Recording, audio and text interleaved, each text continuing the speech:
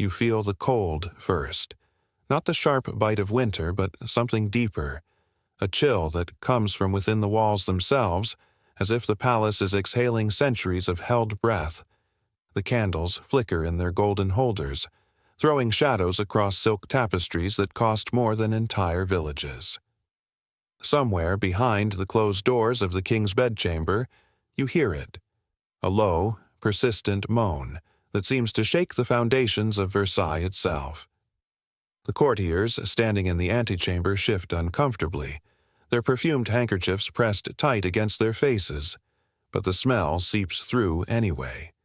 Sweet, rotting, impossible to escape. This is September 1715, and the most powerful man in Europe is dying in a way that no amount of gold or glory can prevent. Before we go deeper into this tragedy, I'd be genuinely curious to know where in the world you're listening from. It amazes me that we can connect across continents over a story this old, this human. Drop a comment if you'd like, and if this kind of history pulls you in, consider subscribing. Now, back to that room. The man behind those doors was Louis XIV, Le Roi Soleil, the Sun King. For 72 years he had reigned over France with an absolutism so complete that his very words became law. L'État, c'est moi, he once declared. I am the state. And for most of his life, he had seemed almost superhuman. Born in 1638, after 23 years of his parents' childless marriage, his arrival was called a miracle, literally a gift from God, hence his middle name, Dieudonné. From infancy, Louis was raised to believe he was different, chosen, untouchable by the weaknesses that plagued ordinary men. He transformed France from a fractured medieval kingdom into Europe's dominant power. He built Versailles, a palace so magnificent it became the envy of every monarch on the continent. He waged wars that redrew the map of Europe. He patronized artists and architects whose works still define French culture centuries later. But all of that magnificence, all that carefully constructed divinity, was now collapsing into something far more primal and horrifying. The decay had begun years earlier, so gradually that Louis himself probably didn't recognize it at first. It started with his teeth. In an era when dental care meant little more than occasionally rinsing one's mouth with rose water, even kings suffered from decay. But Louis had always taken pride in his teeth. They were unusually white and straight for the time, a physical marker of his superiority. By the 1680s, though, pain had become his constant companion. One by one, his teeth rotted and had to be extracted. Imagine what that meant in an age before anesthesia, being held down while a surgeon wrenched infected teeth from your jaw with crude iron pliers, feeling every nerve scream, tasting blood, and hearing the crack of bone. Louis endured it in silence because a king could show no weakness, no fear, no acknowledgement that his body could fail him like any peasant's. But the extractions brought their own horrors. An abscess formed deep in his jaw, swelling his face until one side sat noticeably higher than the other. The infection bored a hole between his mouth and nasal cavity, creating a passage where none should exist. Food and wine would sometimes emerge from his nose mid-meal, a humiliation that required ever more elaborate dining rituals to conceal. His physicians, desperate to help their sovereign, suggested surgery. In January 1685, they strapped the King of France to a table and applied a red-hot iron directly to the infected tissue, attempting to cauterize the wound. There was no anesthetic, no understanding of infection or sterile procedure, just searing metal pressed against exposed bone while Louis bit down on leather and screamed through clenched teeth. The operation failed. It made everything worse, creating scar tissue that pulled his mouth into a permanent half-grimace and making speech increasingly difficult. Yet each morning, Louis rose and performed. His lever, the ceremony of dressing, continued with its elaborate choreography. Dukes competed for the honor of handing him his shirt. His every movement was observed, analyzed, gossiped about. The performance could not stop, because the performance was the monarchy. To admit weakness was to invite rebellion. invasion, the very chaos that had terrorized him as a child during the Fronde, when nobles had risen against royal authority and forced the young king to flee Paris in the night.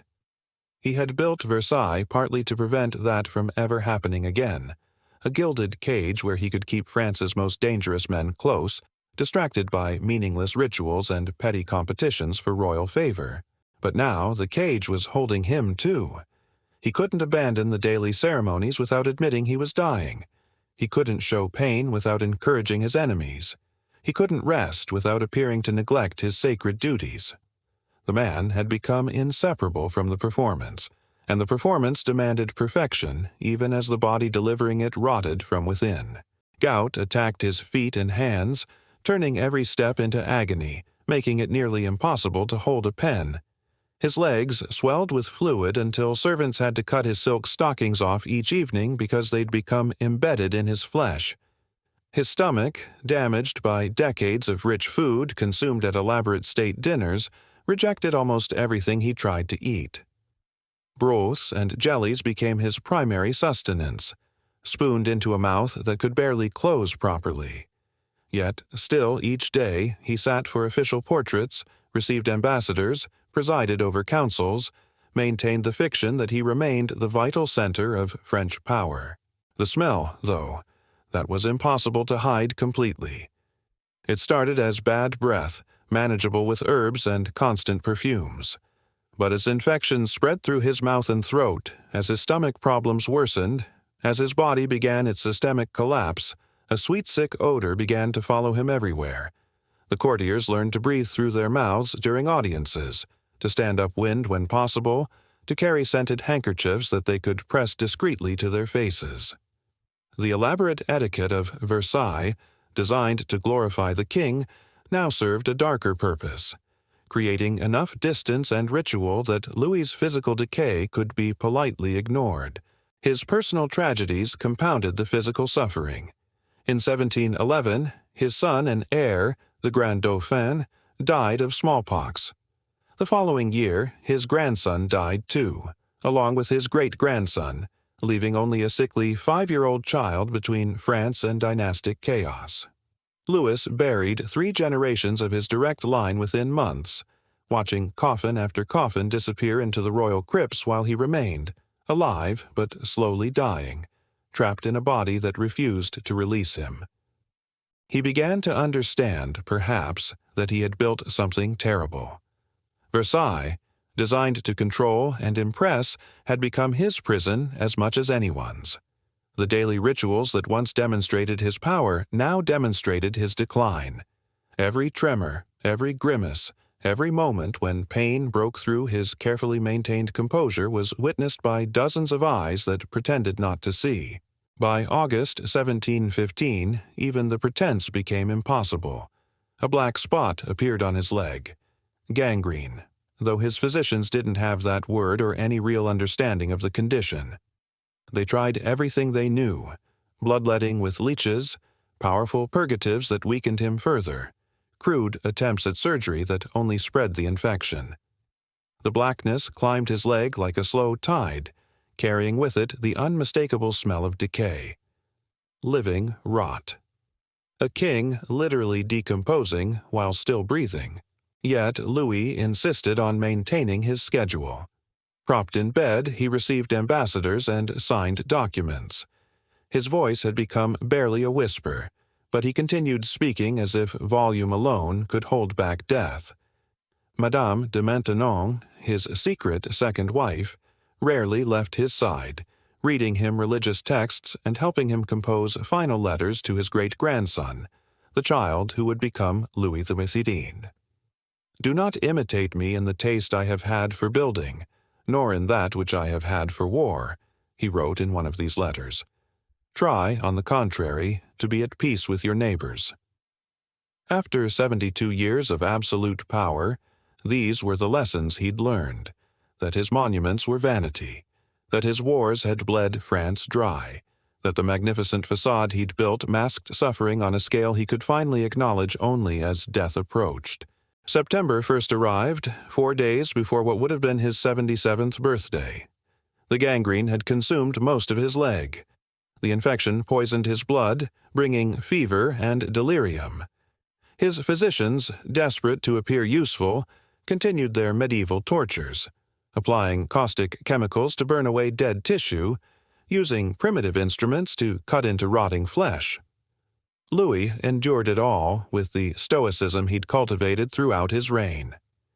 Even in death, the performance continued, because a king could show no weakness even when weakness was all that remained. His 5-year-old great-grandson was brought to his bedside for final instructions. The child, terrified by the smell and the shadows and the dying man before him, could barely comprehend what was happening. Louis tried to compress 72 years of experience into a few whispered words, tried to explain the weight of kingship, the loneliness of power, the terrible price of believing yourself more than human. But how do you teach such lessons to a frightened child? How do you warn against mistakes you only understand in hindsight, when your own life serves as the cautionary tale? On September 1st, 1715, at 8:15 in the morning, Louis XIV died at Versailles.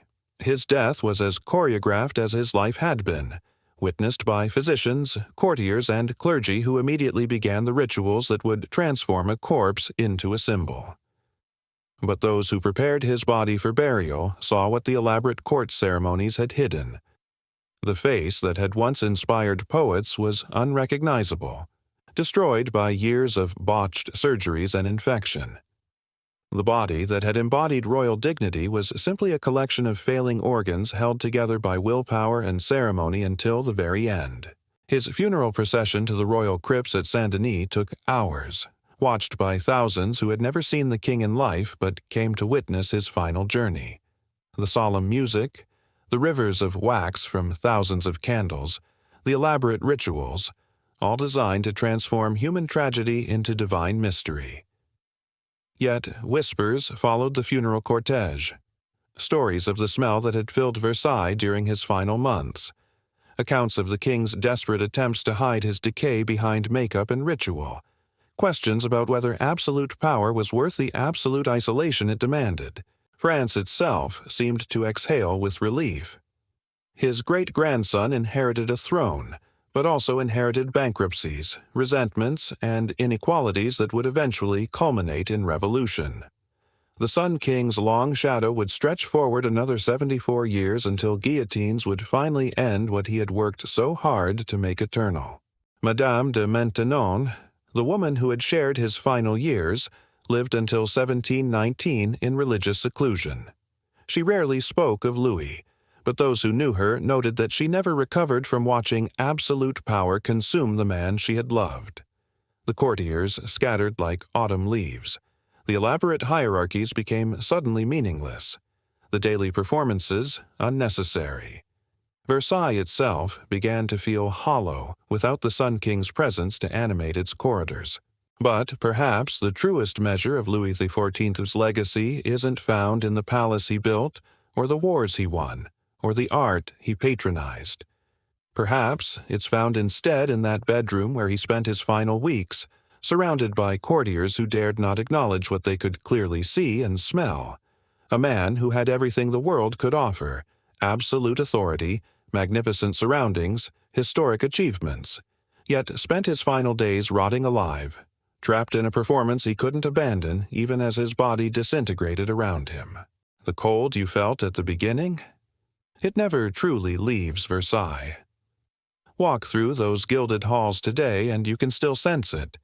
The chill of a place where humanity was sacrificed to spectacle, where a man became a god and then discovered that gods can still suffer, still decay, still die in ways that no amount of gold can prevent or perfume can mask. The candles in his chamber have long since guttered out. The silk tapestries have faded. But the smell, in a sense, remains.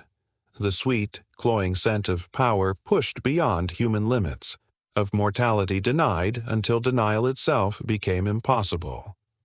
Louis XIV built monuments that still stand centuries later, but his greatest legacy might be the simplest and most terrible.